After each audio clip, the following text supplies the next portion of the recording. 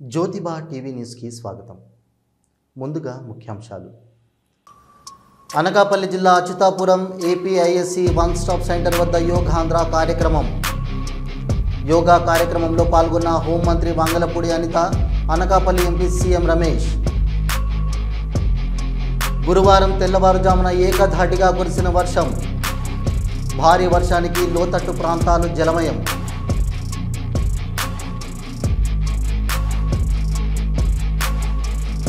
Hero Nikhil cinema షూటింగ్లో భారీ ప్రమాదం.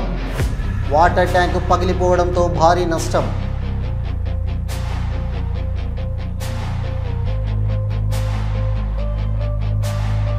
స్కూల్ బస్సులపై రంగారెడ్డి జిల్లా రవాణా శాఖ కొరడా.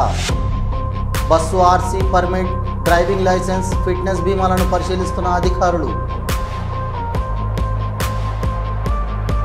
రాష్ట్ర పునర్నిర్మాణం కోసం నిరంతర కృషి. అభివృద్ధి దిశగా పరుగులు పెట్టించడమే కూటమి ప్రభుత్వ లక్ష్యమన్న ముఖ్యమంత్రి నారా చంద్రబాబు నాయుడు.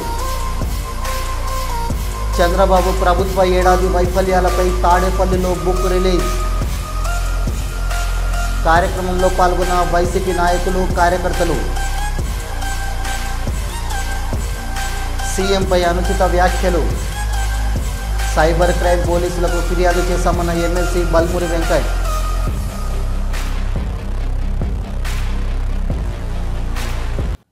అనకాపల్లి జిల్లా Achyutapuram APIIC one stop centre వద్ద యోగాంధ్ర కార్యక్రమం నిర్వహించారు. యోగా కార్యక్రమంలో హోంమంత్రి వంగలపూడి అనిత, అనకాపల్లి ఎంపీ సీఎం రమేష్, ఎమ్మెల్యేలు, అధికారులు పాల్గొన్నారు. రైట్ సైడ్ టర్న్ అవ్వాలి. రైట్ హ్యాండ్ పూర్తిగా వెనక్కి, కుడి పక్కకి. లెఫ్ట్ హ్యాండ్ రైట్ షోల్డర్ దగ్గరికి వస్తుంది, పూర్తిగా సైడ్కి. డీప్ ఇనిషియల్ ఎక్సర్సైజ్ చేయండి. ఒకసారి దీర్ఘంగా శ్వాస తీసుకుని మొదలు పెట్టండి.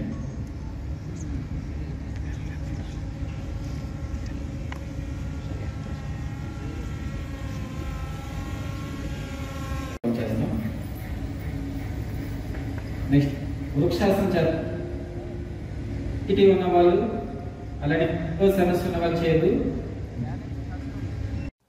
నగరంలో గురువారం తెల్లవారుజామున ఏకధాటిగా కురిసిన భారీ వర్షానికి లోతట్టు ప్రాంతాలు జలమయమయ్యాయి. లింగంపల్లి, చందానగర్, మియాపూర్, కొండాపూర్, గచ్చిబౌలి, మాదాపూర్ ప్రాంతాల్లో భారీ వర్షం కురిసింది. లింగంపల్లి రైల్వే అండర్ బ్రిడ్జ్ కింద భారీగా చేరిన వరద నీరుతో వాహనాల రాకపోకలు నిలిచిపోయాయి. బ్రిడ్జ్ కింద చేరిన వరద నీటిలో 2 కార్లు నిలిచిపోయాయి. లింగంపల్లి తారానగర్లోని పోచమ్మ టెంపుల్లోకి వరద నీరు చేరింది. ఇటీవలే లక్షల రూపాయలు ఖర్చు చేసి వరద నీరు చేరకుండా జీహెచ్ఎంసీ అధికారులు మరమ్మతులు చేసినా ఉపయోగం లేకుండా పోయింది. ఎప్పటిలాగే వాహనదారులకు కష్టాలు తప్పడం లేదు.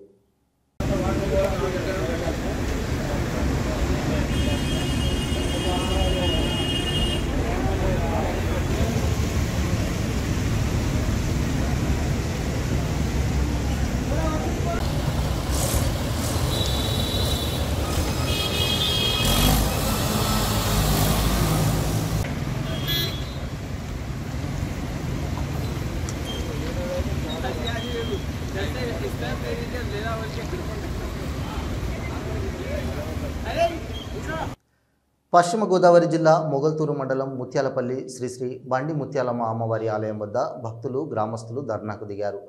ఆగమన శాస్త్రానికి వ్యతిరేకంగా కొంతమంది ఘటాలను ఏర్పాటు చేస్తున్నారని ఆరోపించారు. అమ్మవారు మద్రాసు నుండి రాళ్ల రూపంలో వచ్చి ఇక్కడ కొలువయ్యారని అన్నారు. పూర్వం నుండి వస్తున్న ఆచారాన్ని పక్కన పెట్టి కొంతమంది ఘటాలను ఏర్పాటు చేస్తున్నారన్నారు. దీనితో గ్రామస్తులు 2 వర్గాలుగా విడిపోవడంతో ఆలయం వద్ద ఉద్రిక్తత చోటు చేసుకుంది. దీంతో సంఘటనా ప్రాంతానికి పోలీసులు, ఆలయ కార్యనిర్వహణాధికారి చేరుకొని ఇరు వర్గాలతో మాట్లాడారు.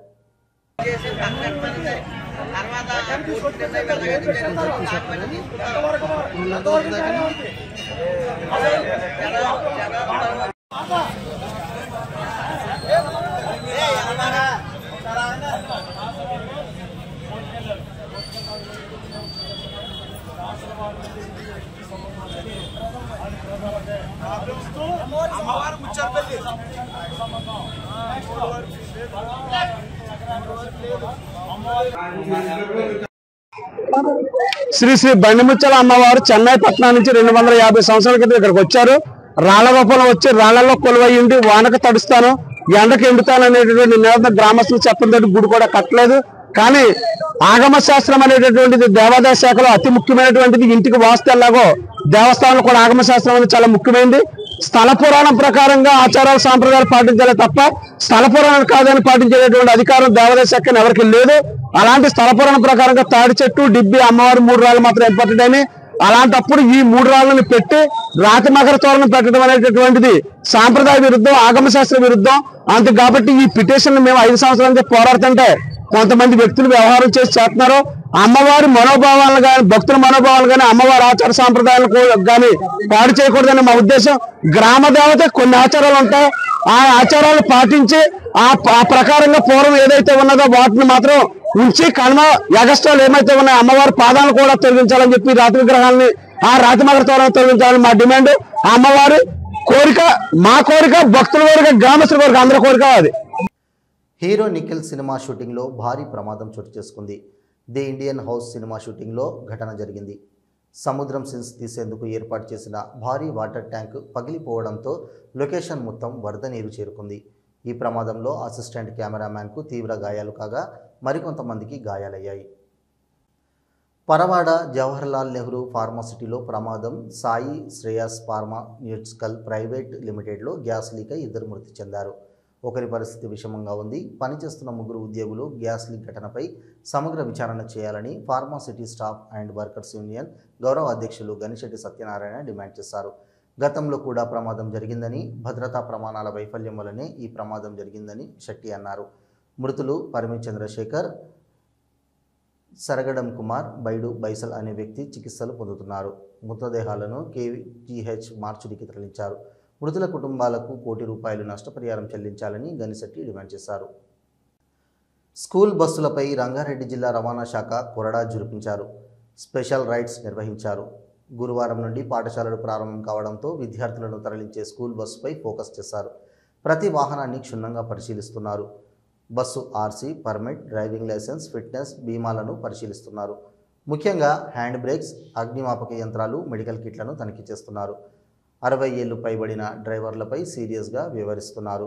రాజేంద్రనగర్, ఆరంగర్, అప్పా జంక్షన్, శంషాబాద్, షాద్నగర్, చేవెల్లా, మియాపూర్లో తనిఖీలు కొనసాగుతున్నాయి.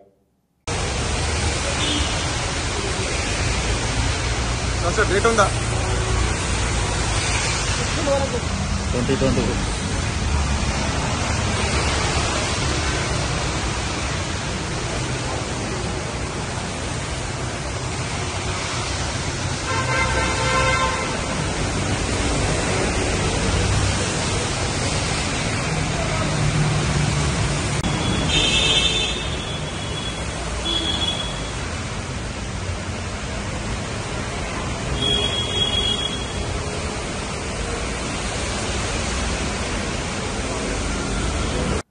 దొంగల చాతుర్యం అనుకోవాలా, బాధితుల నిర్లక్ష్యం అనుకోవాలా తెలియదు, కానీ అందరూ చూస్తుండగానే క్షణాల్లో ఓ స్కూటీని దొంగ చాకచక్యంగా దొంగిలించాడు. అతడు దొంగిలించిన స్టైల్ చూస్తే దిమ్మ తిరిగి మైండ్ బ్లాక్ అవుతుంది. షాద్నగర్ పట్టణంలోని పరమేశ్వర థియేటర్ రోడ్డులో రెహమాన్ షోరూమ్ ఎదురుగా సంధ్యా కిరాణా షాప్లో కిరాణా సరుకులు కొంటున్న యువకుడు కిరాణా కొట్టు ముందు కొద్దిసేపు స్కూటీ ఆపి సామాన్లు తీసుకుంటుండగా ఓ వ్యక్తి ఆ స్కూటీకి తాళం చూసి 2 చక్కర్లు కొట్టి 3వ చక్కర్లో దర్జాగా స్కూటీపై ఎక్కి బాలాజీ స్వీట్ హౌస్ గల్లీ నుంచి పరారయ్యాడు. వీడు మామూలుడు కాదు. క్షణాల వ్యవధిలో బైక్ను అపహరించి తీసుకోవడంతో ఇప్పుడు బైక్ కోల్పోయిన బాధితుడు లబోదిబోమంటున్నాడు. వీలైనంత వరకు ఈ వీడియో పోస్ట్ చేసి స్కూటీ దొరికే వరకు అందరికీ షేర్ చేయండి. ప్రజలు కూడా తమ వాహనాలను పార్కు చేశాక తాళం చెవులు దానికి పెట్టకుండా జాగ్రత్తగా లాక్ చేసిన తర్వాత వెళ్ళిపోవాలి. నిర్లక్ష్యానికి నిండు పరిహారం చెల్లించుకున్నట్లు ఉన్న ఈ సంఘటన చూసి మారాలి. సంక్షేమం, అభివృద్ధి, సుపరిపాలనతో కూడిన రాష్ట్ర పునర్నిర్మాణం కోసం ప్రజల ఆశీర్వాదంతో ఏర్పాటైన ఎన్డీఏ కూటమి ప్రభుత్వం ప్రజాపాలనలో ఏడాది పూర్తి చేసుకుంది. ప్రజల ఆకాంక్షలను తీర్చడం కోసం శక్తి వంచన లేకుండా ప్రతిరోజు పనిచేస్తున్నామన్నారు ముఖ్యమంత్రి నారా చంద్రబాబు నాయుడు. అనేక సమస్యలను, ఆర్థిక సవాళ్లను దాటుకొని ఏడాది కాలంలోనే పేదల సేవలో పెన్షన్లు, అన్నా క్యాంటీన్లు, దీపం 2, తల్లికి వందనం, మత్స్యకార సేవలో లాంటి ఎన్నో సంక్షేమ కార్యక్రమాలను అమల్లోకి తెచ్చామన్నారు. మెగా డిఎస్సితో టీచర్ ఉద్యోగాలు, పెట్టుబడులతో ప్రైవేటు రంగంలో ఉపాధి కల్పనకు అడుగులు వేశామన్నారు. 55 లక్షల మెట్రిక్ టన్నుల ధాన్యం కొనుగోలు సహా రైతు సంక్షేమానికి పలు నిర్ణయాలు తీసుకున్నామన్నారు. ఈ నెలలోనే అన్నదాత సుఖీభవ పథకం కింద రైతులకు ఆర్థిక సహాయం అందిస్తామన్నారు. ఇరిగేషన్ ప్రాజెక్టు పనులకు అత్యంత ప్రాధాన్యం ఇచ్చి ప్రతి ఎకరాకు నీళ్లిచ్చే కార్యక్రమం చేపట్టామన్నారు. రాజధాని నిర్మాణం, పోలవరం పనులను మళ్లీ గాడిన పెట్టామన్నారు. రైల్వే జోన్ సాధించామని, స్టీల్ ప్లాంట్ను పరిరక్షించామని, మీ ఆశీర్వాద బలంతో రాబోయే రోజుల్లో మరిన్ని సంక్షేమ అభివృద్ధి కార్యక్రమాలు చేస్తామని అన్నారు. ఎన్డీఏ నూతన ప్రభుత్వం వచ్చి 1 సంవత్సరం అవుతుంది. అదే సమయంలో ఇచ్చిన హామీలు ఆ రోజు ఎన్నికల మేనిఫెస్టోలోని చాలా స్పష్టంగా, మేనిఫెస్టోని కాకుండా ప్రచారంలో కూడా చాలా స్పష్టంగా చెప్పాను. అభివృద్ధి, సంక్షేమం, ఎన్డీఏకి 2 కళ్ళు, ఈ 2 కూడా సమాంతరంగా ప్యారలల్గా ముందుకు తీసుకెళ్తామని చాలా స్పష్టంగా హామీ ఇచ్చాం. కూటమి ప్రభుత్వం ఏర్పడి ఏడాది పూర్తయిన సందర్భంగా ఐటీ విద్యాశాఖ మంత్రి నారా లోకేష్ మీడియాతో మాట్లాడారు. సుపరిపాలన తొలి అడుగు పడింది. విధ్వంస పాలన నుంచి ఏకంగా వికాసం వైపు మన ప్రభుత్వం ప్రయాణం ప్రారంభించింది. కేంద్రంలో ప్రధానమంత్రి గారు, రాష్ట్రంలో గౌరవ ముఖ్యమంత్రి చంద్రబాబు నాయుడు గారి నాయకత్వంలో ఆంధ్ర రాష్ట్రంలో డబుల్ ఇంజిన్ సర్కార్ అనేది ఈరోజు నడుస్తుంది. ఒక ఉద్యోగాల విషయంలో చూస్తే మెగా డిఎస్సి ఏర్పాటు చేసి ఏకంగా 16,347 పోస్టులు ఈరోజు ప్రజాప్రభుత్వం భర్తీ చేస్తుంది. చంద్రబాబు ప్రభుత్వ ఏడాది వైఫల్యాలపై తాడేపల్లిలోని వైఎస్ఆర్సీపీ కేంద్ర కార్యాలయంలో పుస్తకం ఆవిష్కరణ జరిగింది. సజ్జల రామకృష్ణారెడ్డి మీడియా సమావేశంలో మాట్లాడారు.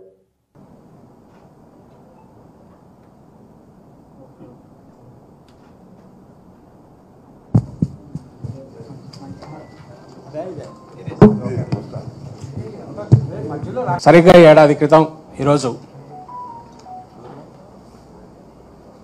కూటమి ప్రభుత్వం చంద్రబాబు నాయుడు గారి నేతృత్వంలో ప్రమాణ స్వీకారం చేసింది. అది జరిగి ఈరోజుకు ఏడాది. బహుశా సాధారణంగా ఒక ప్రభుత్వం తర్వాత ఒక ప్రభుత్వం వచ్చినప్పుడు కొద్దిగా తేడాలు అటు ఇటుతో ప్రభుత్వం అనేది ఒక మామూలు దీనిగా జరుగుతూ ఉంటుంది. పాలనా వ్యవహారాలు. కానీ 2019-24 మధ్య ఇంతే ల్యాండ్ స్లైడ్ విక్టరీతో ఇంతకంటే ఎక్కువ, ఎందుకంటే ఒకే పార్టీ ఒక సింగిల్ పార్టీగా వైఎస్ఆర్సీపీ పోటీ చేసి ఆ రోజు 151 సీట్లతో గెలిచినప్పుడు ఇదే రకంగా ఒక ఘనమైన విజయంతో 19లో పాలన మొదలుపెట్టారు జగన్మోహన్ రెడ్డి గారు. సో అప్పటికి ఒక గీటురాయి ఏర్పాటు చేశారు, ఒక కొలమానం కొలబద్ద 19-24 మధ్య తన పాలనతో జగన్మోహన్ రెడ్డి గారు. 24 అంటే ఏడాది క్రితం చంద్రబాబు నాయుడు గారు మళ్ళీ అధికారంలోకి వచ్చారు. 3 పార్టీలు కలిసి భారీ మెజారిటీతో, అత్యంత భారీ మెజారిటీతో అధికారంలోకి వచ్చాడు. 3 పార్టీలు కలిసి. అప్పటి నుంచి ఈ సంవత్సరం అయింది. ఇప్పుడు సహజంగానే జగన్మోహన్ రెడ్డి గారి పాలనలో తొలి ఏడాది, చంద్రబాబు నాయుడు గారి పాలనలో తొలి ఏడాది ఎట్లుంటుందనేది కంపారిజన్ రాష్ట్ర ప్రజలందరూ గమనిస్తున్నారు. మేధావులు, విశ్లేషకులు కూడా దాన్ని అనలైజ్ చేస్తున్నారు. బీఆర్ఎస్ పార్టీ నాయకుడు కేటీఆర్, ఎమ్మెల్యే పాడి కౌశిక్ రెడ్డి సీఎంపై అనుచిత వ్యాఖ్యలు చేశారని ఎమ్మెల్సీ బల్మూరి వెంకట్ విమర్శించారు. గతంలో బీఆర్ఎస్ అధికారంలో ఉన్న సమయంలో కేటీఆర్ ముఖ్యమంత్రి కుర్చీని గౌరవించాలని మాట్లాడాడు. మరి ఇప్పుడు ఆయన బుద్ధి ఏమైందని అన్నారు. కేటీఆర్ వ్యాఖ్యలు బీఆర్ఎస్ కాంగ్రెస్ శ్రేణులు కొట్లాడుకునే విధంగా ఉన్నాయి. రాష్ట్రంలో ల్యాండ్ ఆర్డర్కు విఘాతం కలిగించే విధంగా కేటీఆర్ వ్యాఖ్యలు చేస్తున్నాడు. కింది స్థాయిలో ఉన్న బీఆర్ఎస్ కార్యకర్తలు, కాంగ్రెస్ కార్యకర్తలు కొట్టుకొని శాంతి భద్రతలకు భంగం కలిగించాలని చూస్తున్నారు. ఆ విషయంపై చర్యలు తీసుకోవాలని సైబర్ క్రైమ్ పోలీసులకు ఫిర్యాదు చేశామని ఆయన అన్నారు. BRS party MLA Kalvakuntla Taraka Ramarao, దానితో పాటు బీఆర్ఎస్ పార్టీ ఎమ్మెల్యే పాడి కౌశిక్ రెడ్డి ఇద్దరు కూడా గౌరవ ముఖ్యమంత్రి గారు రేవంత్ రెడ్డి గారిని ఉద్దేశించి అనుచిత వ్యాఖ్యలు చేయడం జరిగింది. చేయడమే కాకుండా బీఆర్ఎస్ పార్టీ ఎమ్మెల్యే పాడి కౌశిక్ రెడ్డి తన అఫీషియల్ ట్విట్టర్ హ్యాండిల్లో ఒక శాసన సభ్యుడని కనీస ఇంగిత జ్ఞానం లేకుండా, కనీసం ఆలోచన లేకుండా, గతంలో మీరు అధికారంలో ఉన్నప్పుడు కేటీఆర్ అనేక సందర్భాల్లో ఆ కుర్చీని గౌరవించాలి, ఆ కుర్చీని గౌరవించి మాట్లాడాలని చెప్పిన వ్యక్తులు ఈరోజు అవన్నింటినీ కూడా మర్చిపోయి ఇష్టం వచ్చినట్టు వారు ప్రవర్తించి వారు మాట్లాడడం జరిగింది. వారు మాట్లాడిన మాటలు ఏదైతే తెలంగాణ సమాజంలో ఉన్న ప్రజలు, ముఖ్యమంత్రి గారి అభిమానులు ఎవరైతే అందరి మధ్యలో కూడా అటు కాంగ్రెస్ పార్టీ శ్రేణులు, బీఆర్ఎస్ పార్టీ శ్రేణులు కొట్లాడుకునే ఒక వాతావరణాన్ని వీరు క్రియేట్ చేసే ఒక ప్రయత్నం చేస్తున్నారు. యాదగిరిగుట్ట శ్రీ లక్ష్మీ నరసింహస్వామి ఆలయానికి భక్తుల రద్దీ పెరిగింది. కొండపై నుండి కిందికి వెళ్లడానికి బస్సు సౌకర్యం సరిగా లేకపోవడంతో తోపులాట చోటు చేసుకుంది. ఒకరిపై మరొకరు భక్తులు దాడి చేసుకున్నారు. వేసవి సెలవులు ముగుస్తుండటంతో యాదాద్రికి భక్తుల రద్దీ పెరిగింది. స్వామివారి దర్శనానికి భక్తులు బారులు తీరారు. భక్తుల రద్దీ దృష్టిలో ఉంచుకుని అధికారులు సరైన బస్సులు ఏర్పాటు చేయలేదని భక్తులు ఆవేదన వ్యక్తం చేస్తున్నారు.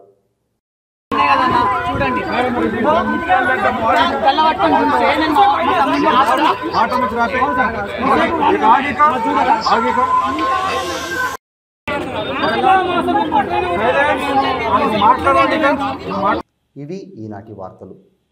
చూస్తూనే ఉండండి జ్యోతిబా టీవీ న్యూస్.